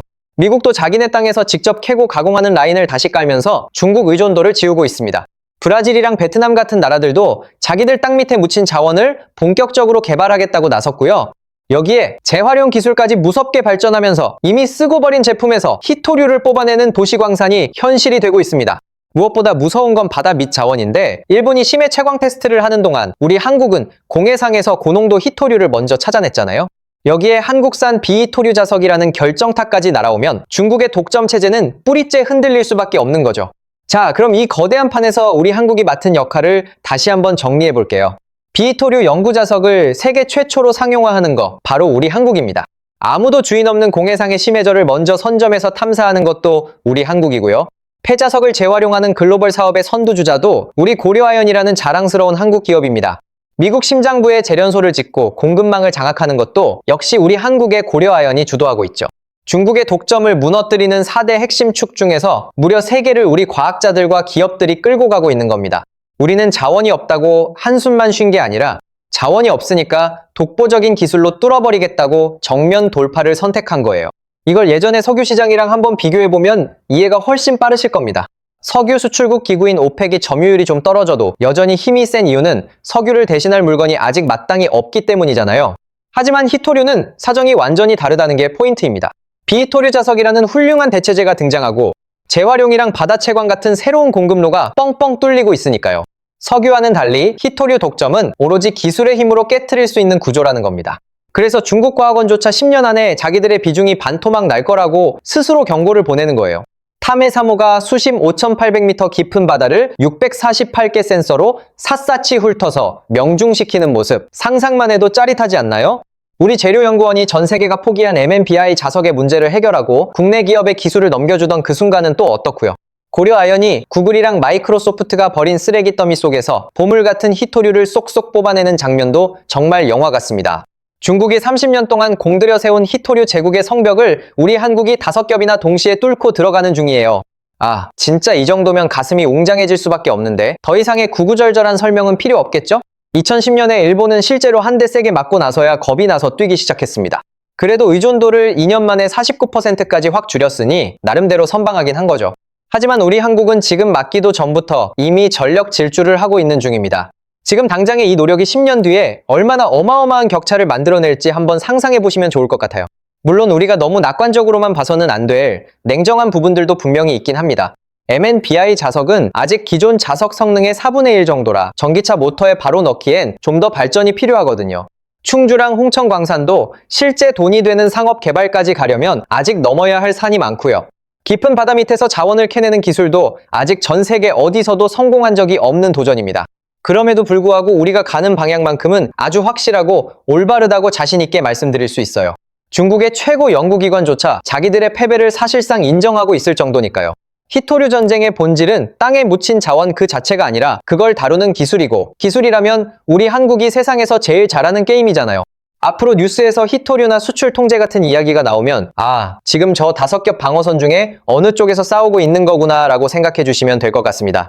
오늘 영상 끝까지 함께 해주신 여러분들 정말 감사드리고 좋아요 한 번씩 꼭 부탁드릴게요. 여러분은 우리 한국이 이 히토류 전쟁에서 멋지게 이길 수 있을 거라고 보시나요? 댓글로 의견 많이 남겨주세요. 구독과 알림 설정도 잊지 마시고 우리 한국 기술로 만든 자석이 전 세계 표준이 되는 그날을 기다리며 오늘 영상 마치겠습니다. 시청해주셔서 감사합니다. 여러분들, 스마트폰이나 전기차, 그리고 F-35 전투기 엔진에는 전부 공통점이 하나 있어요. 히토류라는 핵심 광물이 없으면 아예 작동을 안 합니다. 근데 이 중요한 걸 공급하는 나라가 사실상 딱 하나예요. 그 나라는 바로 중국입니다. 채굴의 70%, 가공의 90%, 그리고 최종 제조의 90%를 장악하고 있거든요. 전 세계 첨단 산업의 심장을 중국이 한 손에 꽉 쥐고 있는 건데 한국은 그 심장의 무려 80%를 중국한테 사다 쓰고 있었거든요. 근데요, 이 엄청난 장벽을 한국의 과학자들과 기업들이 동시다발적으로 뚫어내기 시작했어요. 그래서 지금 중국이 미칠 듯이 초조해하고 있고요. 오늘은 이 히토류에 대한 이야기를 아주 쉽고 재미있게 풀어드리겠습니다. 일단요, 우리 한국 입장에서 한번 생각해 봅시다. 지금 당장 히토류가 엄청나게 필요하잖아요. 전기차도 만들어야 하고 반도체 장비도 돌려야 하고 미사일 유도 장치에도 꼭 들어가야 하니까요. 근데 내 땅에는 히토류가 하나도 없다면 진짜 막막하겠죠? 하지만 여기서부터 우리의 첫 번째 착각이 아주 시원하게 깨지기 시작합니다. 사실 여러분이 잘 모르셔서 그렇지 히토류라는 게 꼭 중국 땅에만 묻혀있는 광물이 아니거든요. 전 세계적으로 캘 수 있는 양만 해도 대략 1억 2천만 톤이나 되는데요. 이 숫자가 뭘 말하냐면 그냥 지구 여기저기에 히토류가 아주 널려 있다는 뜻이에요. 그 중에서 중국이 가진 건 4,400만 톤 정도라 전체의 37%에서 48% 사이밖에 안 됩니다. 그러니까 절반도 채 안 되는 양을 갖고 있는 거잖아요. 브라질에도 2,100만 톤이나 있고 베트남, 호주, 러시아, 심지어 인도 땅 밑에도 엄청나게 깔려 있어요. 근데 도대체 왜 전 세계가 중국 눈치만 보면서 중국 것만 캐다 썼을까요? 여기서 정말 중요한 사실은 히토류를 캐내는 과정 자체가 정말 장난이 아니라는 겁니다. 땅을 파헤치면 히토류만 쏙 나오는 게 아니라 방사성 물질인 토륨이 같이 딸려 나오거든요. 게다가 독한 산성 폐수도 진짜 어마어마하게 쏟아져 나오게 되고요. 그래서 웬만한 선진국들은 환경 오염 문제 때문에 이걸 도저히 감당할 수가 없었던 거예요. 환경 규제는 너무 빡빡하고 돈은 많이 드니까 채산성이 도저히 안 맞았던 거죠. 그런데 여기서 중국은 완전히 다른 길을 선택했습니다. 중국 정부가 보조금을 말 그대로 들이붓고 환경 기준도 아주 느슨하게 잡은 다음에 가격을 미친 듯이 낮춰서 전 세계 광산들을 하나둘씩 박살내기 시작했거든요. 실제로 미국의 마운트 패스라는 이름의 광산이 있었는데요. 여기가 한때는 세계 최대의 히토류 광산으로 이름을 날리던 곳이었어요. 그런데 중국산 저가 물량이 시장을 휩쓰는 바람에 결국 2002년에 문을 닫고 말았습니다. 1992년에 덩샤오핑이 중국 남부 장시성을 방문해서 이런 유명한 말을 남깁니다. 중동에 석유가 있다면 우리 중국에는 히토류가 있다라고요. 이 짧은 한마디가 무려 30년 동안 이어진 거대한 국가 전략의 시작이었던 셈입니다. 석유가 중동의 가장 강력한 무기인 것처럼 히토류를 중국만의 치명적인 무기로 만들겠다는 야심찬 선언이었던 거죠. 자, 그렇다면 우리 한국은 진짜로 땅 밑에 원재료가 아예 없는 걸까요? 여기서 아주 기가 막힌 반전이 하나 튀어나옵니다. 충청북도 충주시에 가면 어뢰산이라는 산이 있는데 여기서 무려 1,100만 톤 규모의 히토류 광맥이 발견됐거든요. 히토류 함량은 0.1%에서 2.6% 정도고 추정되는 매장량만 해도 약 71,500톤에 달합니다. 그리고 여기서 끝이 아니라 강원도 홍천에서도 큰 건이 터졌어요. 여기서는 1,264만 톤 규모의 광맥의 함량은 0.1%에서 4.7%, 추정 매장량은 7만 6천 톤이나 나왔습니다. 이 두 곳의 양을 합쳐보면 대략 14만 7,500톤 정도가 되는데요. 이게 얼마나 엄청난 양이냐면 우리 한국이 1년에 수입하는 히토류가 보통 3,000톤 정도거든요. 그러니까 못해도 30년, 길게는 50년 동안이나 우리끼리 자급자족할 수 있는 양이 한국 땅 밑에 얌전히 잠들어 있었다는 겁니다. 광맥의 깊이도 지표면에서 200m에서 400m 정도인데 500m 넘게 뻗어 있을 가능성도 충분해서 실제 양은 훨씬 더 많을지도 몰라요. 근데요, 우리 한국의 기세는 여기서 멈추지 않습니다. 땅 밑만 뒤진 게 아니라 이제는 깊은 바다 밑으로까지 눈을 돌렸거든요. 2025년 7월에 우리 한국지질자원연구원이 만든 최첨단 물리탐사 연구선인 탐해3호가 드디어 바다로 출항합니다. 이 배가 진짜 보통 배가 아닌 게 6,862톤급 거구의 건조 비용만 무려 1,777억 원이 들어갔어요. 그럼 이 탐해3호가 어디로 달려가느냐? 바로 괌 동쪽 마리아나 해구 근처의 서태평양 공해상입니다. 거기 수심이 무려 5,800m나 되는데요. 이게 감이 안 오실 텐데 에베레스트 산을 통째로 거꾸로 뒤집어서 바다에 박아 넣어도 꼭대기가 안 보일 만큼 깊은 곳이에요. 거기서 피스톤 코어링이라는 기술로 해저지층을 푹 찔러서 시료를 한가득 뽑아 올렸는데요. 그 결과가 어떻게 나왔을 것 같으세요?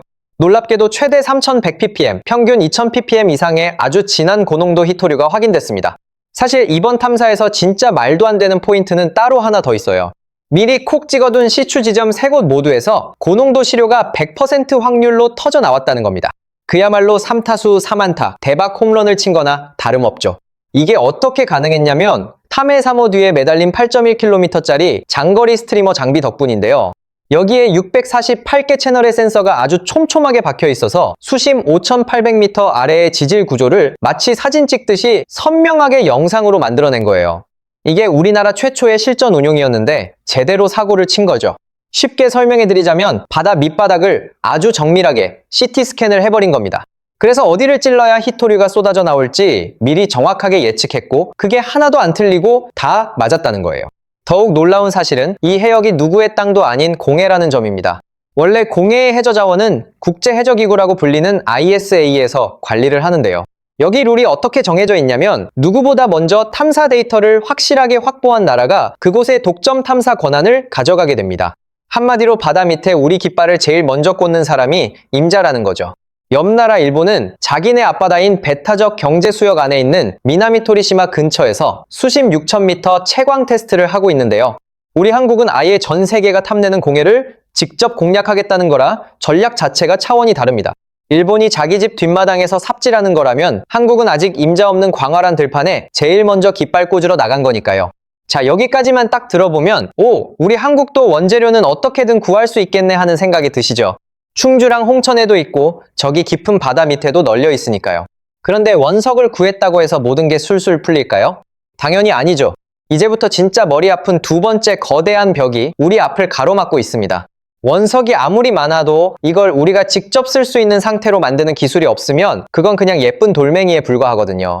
첫 번째 벽이 물건이 있냐 없냐의 싸움이었다면 두 번째 벽은 우리가 이걸 할 수 있냐 없냐의 싸움입니다. 히토류 원석을 가져와도 여기서 17가지나 되는 원소들을 하나하나 분리해서 아주 순수한 산화물로 만들어야 비로소 쓸모가 생기거든요. 근데 이 17개 원소들이 성격이 얼마나 비슷한지 화학적 성질이 거의 판박이 수준이에요. 그냥 쌍둥이도 힘든데 17쌍둥이를 얼굴만 보고 한 명씩 구별해서 골라내야 하는 격입니다. 용매 추출법이라는 복잡한 방식으로 수십 단계의 화학 과정을 거쳐야 하는데 이 공정을 중국이 전 세계의 90% 넘게 꽉 쥐고 독점하고 있어요. 똑같은 품질의 제품을 대규모로 계속 찍어낼 수 있는 노하우를 중국이 지난 30년 동안 혼자서 쌓아왔기 때문입니다. 기술 자체가 엄청난 비밀이라기보다는 30년 동안 구르면서 배운 시행착오와 경험치 차이라 따라잡기가 정말 쉽지 않은 거죠. 그런데 여기서 판을 뒤흔들 변수가 하나 툭 튀어나옵니다. 바로 고려아연이라는 회사인데요. 우리나라에서 제일 큰 비철금속 기업인데 2022년 말에 최윤범 회장이 새로 취임한 뒤로 히토류 전문가들을 아주 무섭게 끌어모으기 시작했어요. 그러더니 2026년 3월에 고려아연이 아주 깜짝 놀랄 발표를 하나 합니다. 다 쓰고 버려진 폐모터를 분해해서 거기 들어있는 낡은 히토 자석으로부터 경히토류와 중히토류가 섞인 혼합물을 다시 뽑아내는 기술을 개발했다는 거예요. 이게 왜 대단한 일이냐면 전기차 모터부터 드론, 미사일 센서, 스마트폰까지 우리 주변 모든 곳에 히토 자석이 들어있거든요. 보통은 수명이 닿으면 그냥 쓰레기통으로 가겠지만 고려아연은 그 쓰레기 더미에서 다시 히토류를 캐내겠다는 겁니다. 버려진 고물 모터가 순식간에 값비싼 금광으로 변신하는 대박 기술이죠. 심지어 고려아연은 여기서 멈추지 않고 더 큰 그림을 그렸습니다. 미국 구글이나 마이크로소프트 같은 거대 빅테크 기업들이랑 손을 덥석 잡은 건데요. 데이터 센터에서 매일같이 쏟아져 나오는 낡은 서버랑 전자 폐기물들, 거기서 히토류를 싹 다 뽑아내는 사업을 같이 하기로 했습니다. 2025년 1월에는 미국의 생화학 기업인 알타리소스 테크놀로지스와 파트너십까지 맺었는데 얘네 기술이 진짜 기가 막혀요. 특수한 단백질을 이용해서 아주 옅은 농도의 히토류까지 쏙쏙 골라내는 생화학 공정 기술을 갖고 있는데 2027년부터 본격적으로 가동하는 게 목표라고 합니다. 게다가 미국 테네시주에 무려 74억 달러, 우리 돈으로 약 10조 원을 들여서 핵심 광물 재련소를 짓겠다는 계획도 내놨어요. 이게 1970년대 이후로 미국 땅에 처음으로 세워지는 신규 재련소라고 하니까 얼마나 상징적인지 아시겠죠?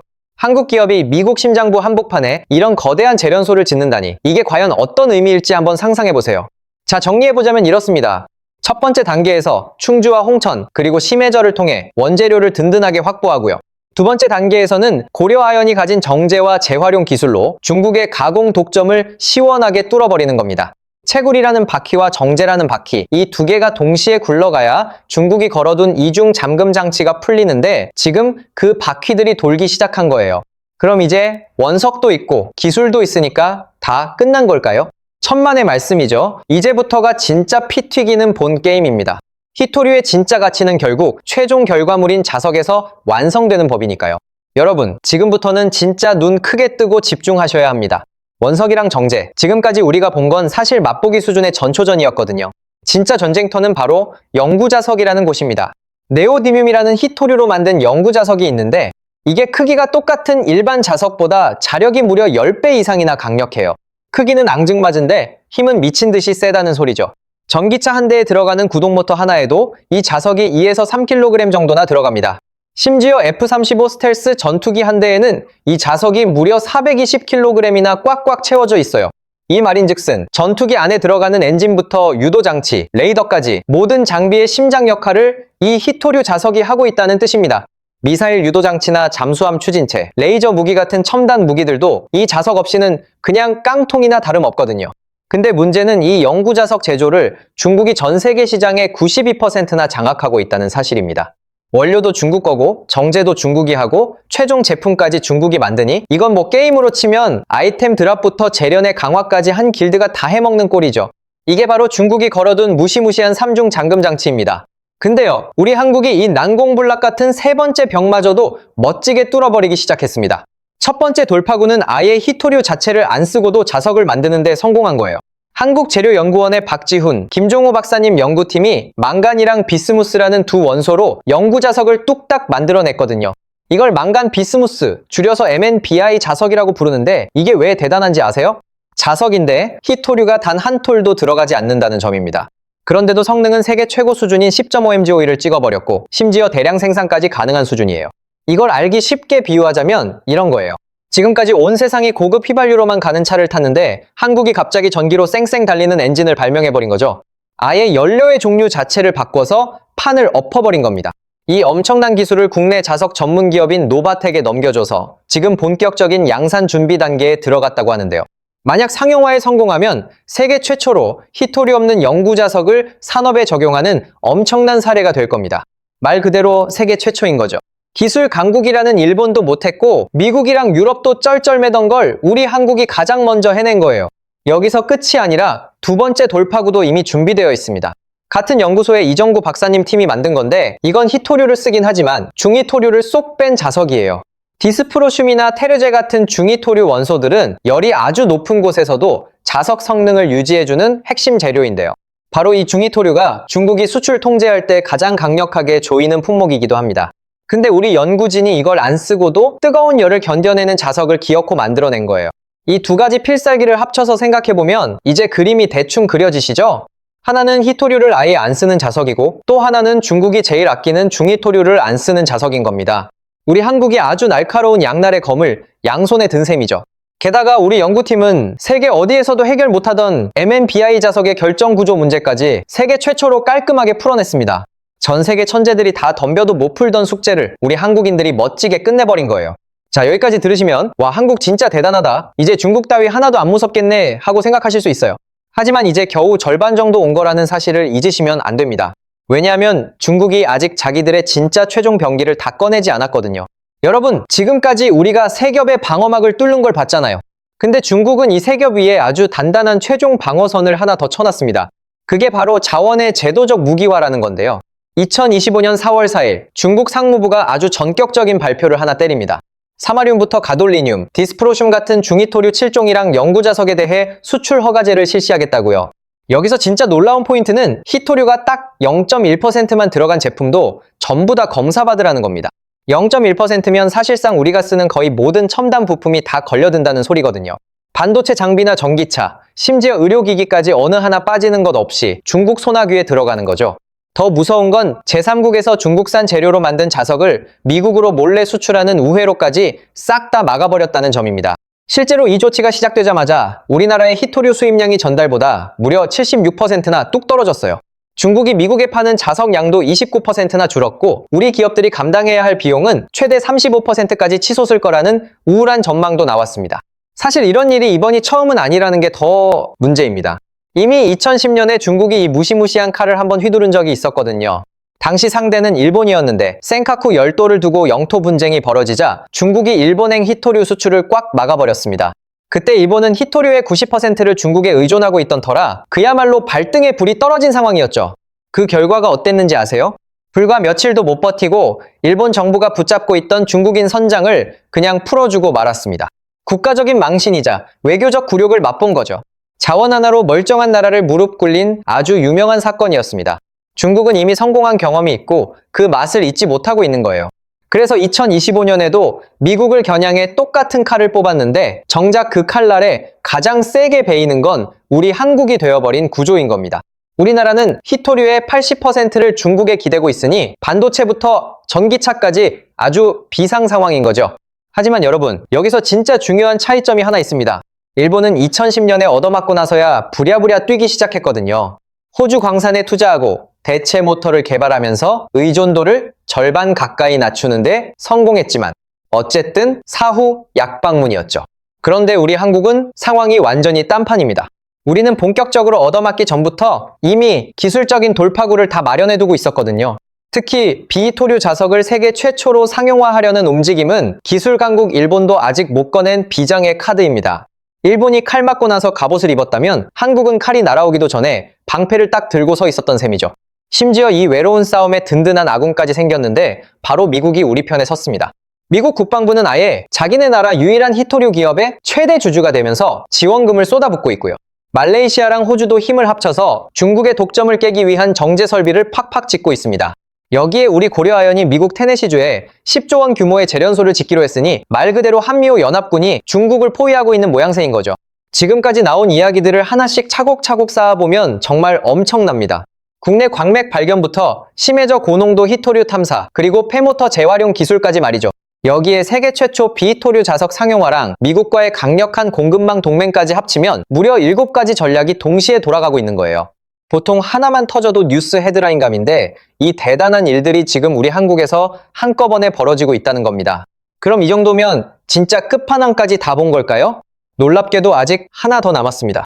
근데 이번에는 제가 설명해 드리는 게 아니라 중국이 스스로 자기 패를 까버린 내용이에요. 중국과학원이라고 해서 중국 정부의 최고 연구기관이 하나 있거든요. 중국의 과학기술을 이끄는 가장 똑똑한 머리들이 모인 곳이라고 보시면 됩니다. 거기서 아주 충격적인 예측 리포트를 하나 발표했는데요. 지금 중국이 전 세계 히토류 생산의 62%를 먹고 있지만 10년 뒤인 2035년에는 그 점유율이 28%까지 뚝 떨어질 거라는 내용입니다. 중국이 자기들 입으로 직접 망할 수도 있다고 고백한 거나 다름없죠. 62%에서 28%면 비중이 반토막 이상으로 쪼그라든다는 소리잖아요. 덩 샤오핑이 30년 전에 선언했던 그 찬란한 자원 패권이 딱 한 세대 만에 무너질 위기에 처했다는 뜻입니다. 30년 공들여 쌓은 탑이 단 10년 만에 허물어질 판이니 중국 입장에서는 정말 환장할 노릇이죠. 도대체 왜 이런 우울한 예측이 중국 안에서부터 흘러나오는 걸까요? 그건 중국이 쳐둔 방어벽들이 사방에서 동시에 무너지고 있기 때문입니다. 호주랑 캐나다처럼 예전에 문 닫았던 광산들이 다시 활발하게 돌아가기 시작했고요. 미국도 자기네 땅에서 직접 캐고 가공하는 라인을 다시 깔면서 중국 의존도를 지우고 있습니다. 브라질이랑 베트남 같은 나라들도 자기들 땅 밑에 묻힌 자원을 본격적으로 개발하겠다고 나섰고요.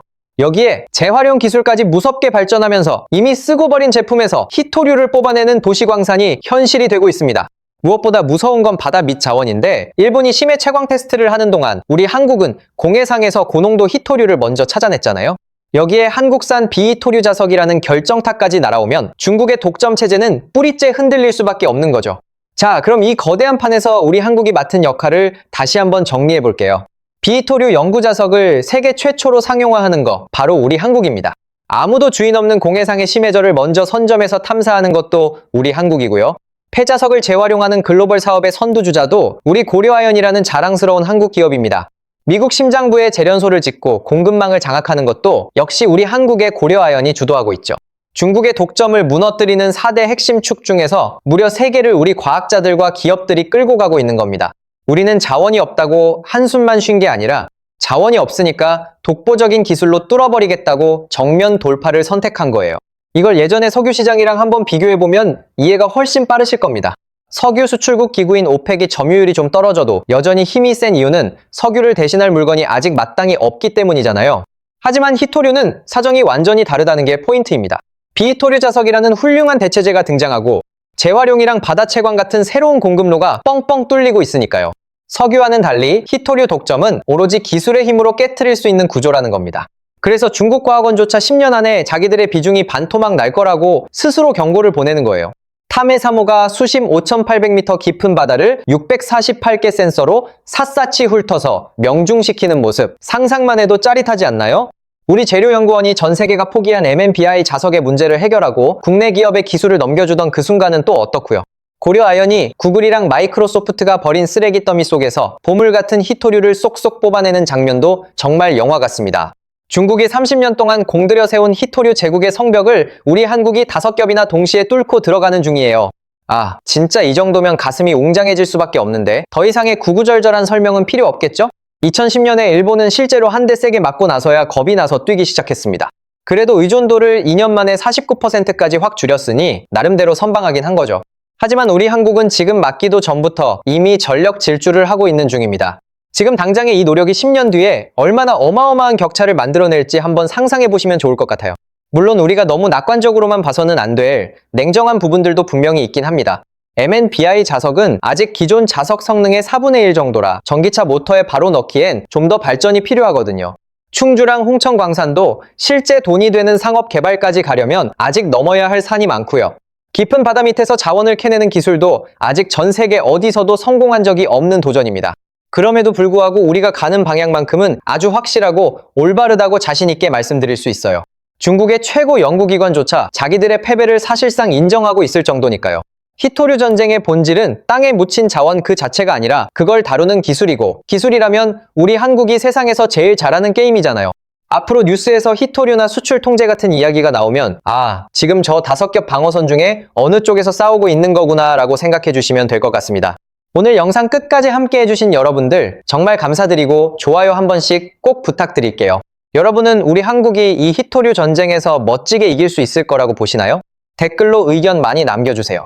구독과 알림 설정도 잊지 마시고 우리 한국 기술로 만든 자석이 전 세계 표준이 되는 그날을 기다리며 오늘 영상 마치겠습니다. 시청해주셔서 감사합니다. 여러분들, 스마트폰이나 전기차, 그리고 F-35 전투기 엔진에는 전부 공통점이 하나 있어요. 히토류라는 핵심 광물이 없으면 아예 작동을 안 합니다. 근데 이 중요한 걸 공급하는 나라가 사실상 딱 하나예요. 그 나라는 바로 중국입니다. 채굴의 70%, 가공의 90%, 그리고 최종 제조의 90%를 장악하고 있거든요. 전 세계 첨단 산업의 심장을 중국이 한 손에 꽉 쥐고 있는 건데 한국은 그 심장의 무려 80%를 중국한테 사다 쓰고 있었거든요. 근데요, 이 엄청난 장벽을 한국의 과학자들과 기업들이 동시다발적으로 뚫어내기 시작했어요. 그래서 지금 중국이 미칠 듯이 초조해하고 있고요. 오늘은 이 히토류에 대한 이야기를 아주 쉽고 재미있게 풀어드리겠습니다. 일단요, 우리 한국 입장에서 한번 생각해 봅시다. 지금 당장 히토류가 엄청나게 필요하잖아요. 전기차도 만들어야 하고 반도체 장비도 돌려야 하고 미사일 유도 장치에도 꼭 들어가야 하니까요. 근데 내 땅에는 히토류가 하나도 없다면 진짜 막막하겠죠? 하지만 여기서부터 우리의 첫 번째 착각이 아주 시원하게 깨지기 시작합니다. 사실 여러분이 잘 모르셔서 그렇지 히토류라는 게 꼭 중국 땅에만 묻혀있는 광물이 아니거든요. 전 세계적으로 캘 수 있는 양만 해도 대략 1억 2천만 톤이나 되는데요. 이 숫자가 뭘 말하냐면 그냥 지구 여기저기에 히토류가 아주 널려 있다는 뜻이에요. 그 중에서 중국이 가진 건 4,400만 톤 정도라 전체의 37%에서 48% 사이밖에 안 됩니다. 그러니까 절반도 채 안 되는 양을 갖고 있는 거잖아요. 브라질에도 2,100만 톤이나 있고 베트남, 호주, 러시아, 심지어 인도 땅 밑에도 엄청나게 깔려 있어요. 근데 도대체 왜 전 세계가 중국 눈치만 보면서 중국 것만 캐다 썼을까요? 여기서 정말 중요한 사실은 히토류를 캐내는 과정 자체가 정말 장난이 아니라는 겁니다. 땅을 파헤치면 히토류만 쏙 나오는 게 아니라 방사성 물질인 토륨이 같이 딸려 나오거든요. 게다가 독한 산성 폐수도 진짜 어마어마하게 쏟아져 나오게 되고요.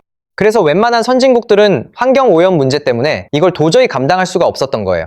환경 규제는 너무 빡빡하고 돈은 많이 드니까 채산성이 도저히 안 맞았던 거죠. 그런데 여기서 중국은 완전히 다른 길을 선택했습니다.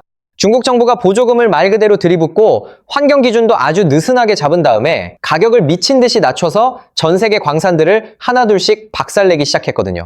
실제로 미국의 마운트 패스라는 이름의 광산이 있었는데요. 여기가 한때는 세계 최대의 히토류 광산으로 이름을 날리던 곳이었어요. 그런데 중국산 저가 물량이 시장을 휩쓰는 바람에 결국 2002년에 문을 닫고 말았습니다. 1992년에 덩샤오핑이 중국 남부 장시성을 방문해서 이런 유명한 말을 남깁니다. 중동에 석유가 있다면 우리 중국에는 히토류가 있다라고요. 이 짧은 한마디가 무려 30년 동안 이어진 거대한 국가 전략의 시작이었던 셈입니다. 석유가 중동의 가장 강력한 무기인 것처럼 히토류를 중국만의 치명적인 무기로 만들겠다는 야심찬 선언이었던 거죠. 자, 그렇다면 우리 한국은 진짜로 땅 밑에 원재료가 아예 없는 걸까요? 여기서 아주 기가 막힌 반전이 하나 튀어나옵니다. 충청북도 충주시에 가면 어뢰산이라는 산이 있는데 여기서 무려 1100만 톤 규모의 히토류 광맥이 발견됐거든요. 히토류 함량은 0.1%에서 2.6% 정도고 추정되는 매장량만 해도 약 71,500톤에 달합니다. 그리고 여기서 끝이 아니라 강원도 홍천에서도 큰 건이 터졌어요. 여기서는 1264만 톤 규모의 광맥의 함량은 0.1%에서 4.7%, 추정 매장량은 7만 6천 톤이나 나왔습니다. 이 두 곳의 양을 합쳐보면 대략 14만 7,500톤 정도가 되는데요. 이게 얼마나 엄청난 양이냐면 우리 한국이 1년에 수입하는 히토류가 보통 3,000톤 정도거든요. 그러니까 못해도 30년, 길게는 50년 동안이나 우리끼리 자급자족할 수 있는 양이 한국 땅 밑에 얌전히 잠들어 있었다는 겁니다. 광맥의 깊이도 지표면에서 200m에서 400m 정도인데 500m 넘게 뻗어 있을 가능성도 충분해서 실제 양은 훨씬 더 많을지도 몰라요. 근데요, 우리 한국의 기세는 여기서 멈추지 않습니다. 땅 밑만 뒤진 게 아니라 이제는 깊은 바다 밑으로까지 눈을 돌렸거든요. 2025년 7월에 우리 한국지질자원연구원이 만든 최첨단 물리탐사 연구선인 탐해3호가 드디어 바다로 출항합니다. 이 배가 진짜 보통 배가 아닌 게 6,862톤급 거구의 건조 비용만 무려 1,777억 원이 들어갔어요. 그럼 이 탐해3호가 어디로 달려갔느냐? 바로 괌 동쪽 마리아나 해구 근처의 서태평양 공해상입니다. 거기 수심이 무려 5,800m나 되는데요.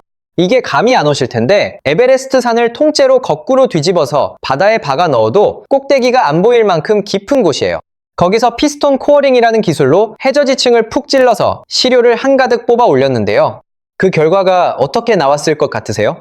놀랍게도 최대 3,100ppm, 평균 2,000ppm 이상의 아주 진한 고농도 히토류가 확인됐습니다.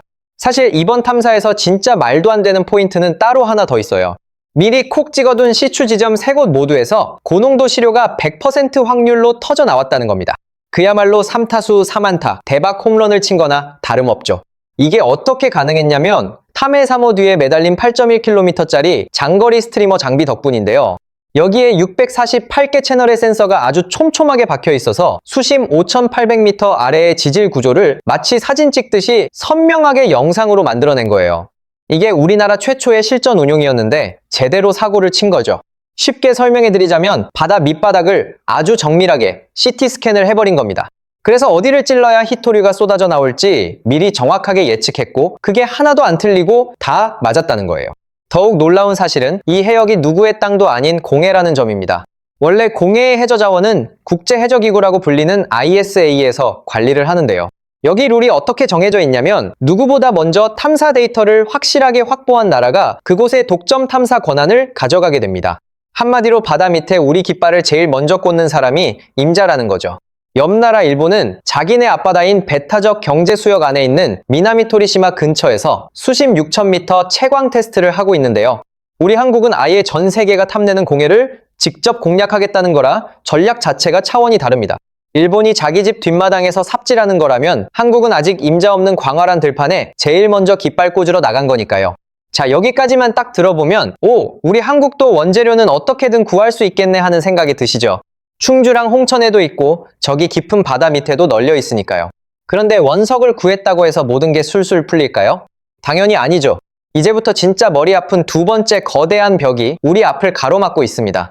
원석이 아무리 많아도 이걸 우리가 직접 쓸 수 있는 상태로 만드는 기술이 없으면 그건 그냥 예쁜 돌멩이에 불과하거든요. 첫 번째 벽이 물건이 있냐 없냐의 싸움이었다면 두 번째 벽은 우리가 이걸 할 수 있냐 없냐의 싸움입니다. 히토류 원석을 가져와도 여기서 17가지나 되는 원소들을 하나하나 분리해서 아주 순수한 산화물로 만들어야 비로소 쓸모가 생기거든요. 근데 이 17개 원소들이 성격이 얼마나 비슷한지 화학적 성질이 거의 판박이 수준이에요. 그냥 쌍둥이도 힘든데 17쌍둥이를 얼굴만 보고 한 명씩 구별해서 골라내야 하는 격입니다. 용매 추출법이라는 복잡한 방식으로 수십 단계의 화학 과정을 거쳐야 하는데 이 공정을 중국이 전 세계의 90% 넘게 꽉 쥐고 독점하고 있어요. 똑같은 품질의 제품을 대규모로 계속 찍어낼 수 있는 노하우를 중국이 지난 30년 동안 혼자서 쌓아왔기 때문입니다. 기술 자체가 엄청난 비밀이라기보다는 30년 동안 구르면서 배운 시행착오와 경험치 차이라 따라잡기가 정말 쉽지 않은 거죠. 그런데 여기서 판을 뒤흔들 변수가 하나 툭 튀어나옵니다. 바로 고려아연이라는 회사인데요.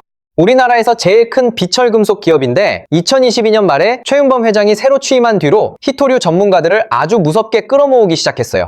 그러더니 2026년 3월에 고려아연이 아주 깜짝 놀랄 발표를 하나 합니다. 다 쓰고 버려진 폐모터를 분해해서 거기 들어있는 낡은 히토 자석으로부터 경히토류와 중히토류가 섞인 혼합물을 다시 뽑아내는 기술을 개발했다는 거예요. 이게 왜 대단한 일이냐면 전기차 모터부터 드론, 미사일 센서, 스마트폰까지 우리 주변 모든 곳에 히토 자석이 들어있거든요. 보통은 수명이 다하면 그냥 쓰레기통으로 가겠지만 고려아연은 그 쓰레기 더미에서 다시 히토류를 캐내겠다는 겁니다. 버려진 고물 모터가 순식간에 값비싼 금광으로 변신하는 대박 기술이죠. 심지어 고려아연은 여기서 멈추지 않고 더 큰 그림을 그렸습니다. 미국 구글이나 마이크로소프트 같은 거대 빅테크 기업들이랑 손을 덥석 잡은 건데요. 데이터 센터에서 매일같이 쏟아져 나오는 낡은 서버랑 전자 폐기물들, 거기서 히토류를 싹 다 뽑아내는 사업을 같이 하기로 했습니다. 2025년 1월에는 미국의 생화학 기업인 알타리소스 테크놀로지스와 파트너십까지 맺었는데 얘네 기술이 진짜 기가 막혀요. 특수한 단백질을 이용해서 아주 옅은 농도의 히토류까지 쏙쏙 골라내는 생화학 공정 기술을 갖고 있는데 2027년부터 본격적으로 가동하는 게 목표라고 합니다. 게다가 미국 테네시주에 무려 74억 달러, 우리 돈으로 약 10조 원을 들여서 핵심 광물 재련소를 짓겠다는 계획도 내놨어요. 이게 1970년대 이후로 미국 땅에 처음으로 세워지는 신규 재련소라고 하니까 얼마나 상징적인지 아시겠죠? 한국 기업이 미국 심장부 한복판에 이런 거대한 재련소를 짓는다니 이게 과연 어떤 의미일지 한번 상상해보세요. 자, 정리해보자면 이렇습니다. 첫 번째 단계에서 충주와 홍천 그리고 심해절을 통해 원재료를 든든하게 확보하고요. 두 번째 단계에서는 고려아연이 가진 정제와 재활용 기술로 중국의 가공 독점을 시원하게 뚫어버리는 겁니다. 채굴이라는 바퀴와 정제라는 바퀴, 이 두 개가 동시에 굴러가야 중국이 걸어둔 이중 잠금 장치가 풀리는데 지금 그 바퀴들이 돌기 시작한 거예요. 그럼 이제 원석도 있고 기술도 있으니까 다 끝난 걸까요? 천만의 말씀이죠. 이제부터가 진짜 피 튀기는 본 게임입니다.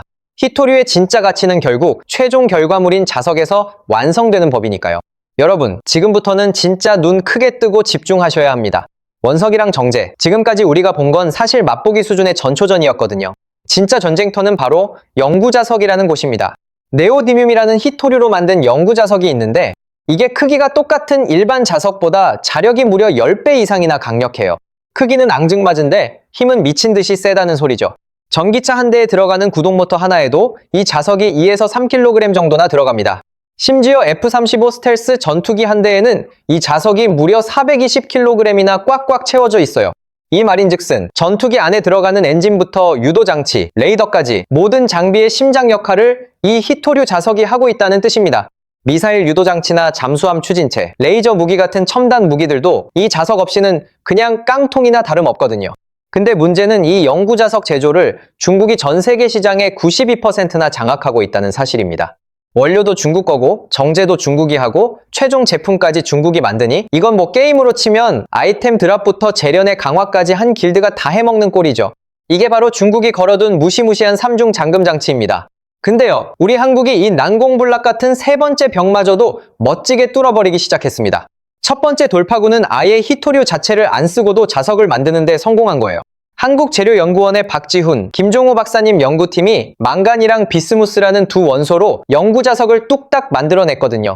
이걸 망간 비스무스, 줄여서 MnBi 자석이라고 부르는데 이게 왜 대단한지 아세요? 자석인데 히토류가 단 한 톨도 들어가지 않는다는 점입니다. 그런데도 성능은 세계 최고 수준인 10.5mgOE를 찍어버렸고 심지어 대량 생산까지 가능한 수준이에요. 이걸 알기 쉽게 비유하자면 이런 거예요. 지금까지 온 세상이 고급 휘발유로만 가는 차를 탔는데 한국이 갑자기 전기로 쌩쌩 달리는 엔진을 발명해버린 거죠. 아예 연료의 종류 자체를 바꿔서 판을 엎어버린 겁니다. 이 엄청난 기술을 국내 자석 전문 기업인 노바텍에 넘겨줘서 지금 본격적인 양산 준비 단계에 들어갔다고 하는데요. 만약 상용화에 성공하면 세계 최초로 히토리 없는 영구 자석을 산업에 적용하는 엄청난 사례가 될 겁니다. 말 그대로 세계 최초인 거죠. 기술 강국이라는 일본도 못했고 미국이랑 유럽도 쩔쩔매던 걸 우리 한국이 가장 먼저 해낸 거예요. 여기서 끝이 아니라 두 번째 돌파구도 이미 준비되어 있습니다. 같은 연구소의 이정구 박사님 팀이 만든 건데 이건 히토류를 쓰긴 하지만 중히토류를 쏙 뺀 자석이에요. 디스프로슘이나 테르제 같은 중히토류 원소들은 열이 아주 높은 곳에서도 자석 성능을 유지해주는 핵심 재료인데요. 바로 이 중히토류가 중국이 수출 통제할 때